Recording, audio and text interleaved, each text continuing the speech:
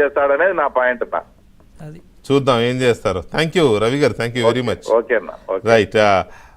లక్ష్మణ్ గారు విన్నారు కదా అవినాష్ రెడ్డి గారి వీళ్ళ దగ్గర, అంటే ఇందులో ఎంత వాస్తవం ఉంది అనే దాని మీద కొంత డౌట్.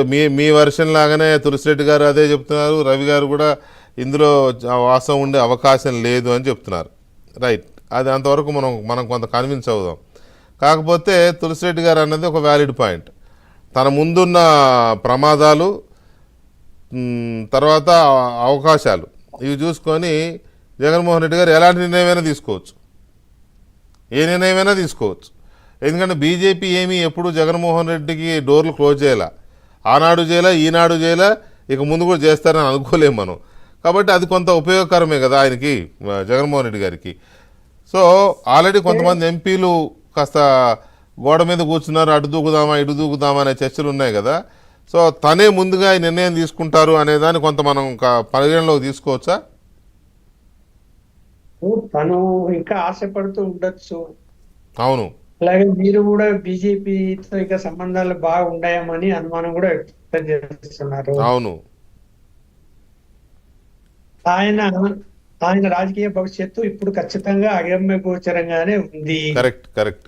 అవినాష్ రెడ్డిని మరి ఏ విధంగా ఒప్పిస్తాడు ఎంత, ఒకవేళ అవినాష్ రెడ్డి వద్దని చెప్పినా ఫ్యామిలీ పరంగా కొన్ని అంశాలు ఉంటాయి, ఆర్థిక పరమైన అంశాలు ఉంటాయి, అన్ని ఆలోచించుకొని ఒకవేళ ఒప్పించి ఒకవేళ రాజీనామా చేయించి పార్లమెంట్కి వెళ్ళగలిగితే తను ఏదో బీజేపీతో ముందు మనం అనుకున్నట్టు మంచి రిలేషన్ మెయింటైన్ చేసుకుని జరిగిన తప్పును ఒప్పుకొని ముందుకెళ్దామని నేను అనుకోవచ్చేమో. కానీ నాకున్న పక్కా సమాచారం మేరకు అయితే కేంద్రంలోని బీజేపీ నాయకత్వం 1-2 సార్లు ఆచితూచి, అలాగే అతను అన్నిటికీ మించి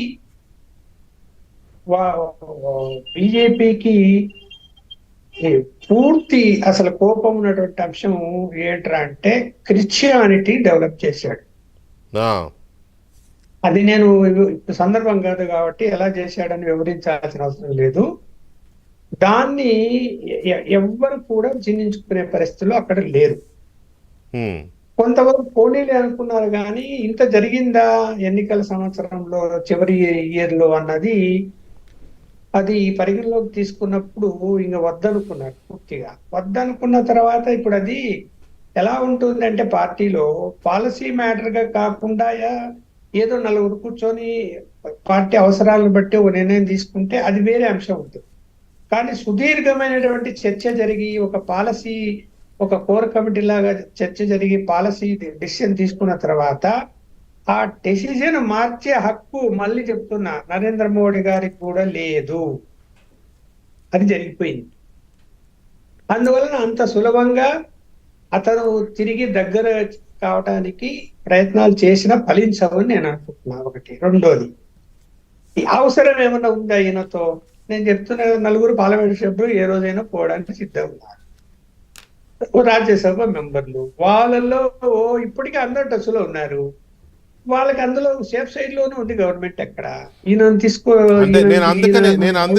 నేను అందుకనే మీరు ఇది చెప్తారు, జరుగుతున్నది కూడా అదే చెప్తారు.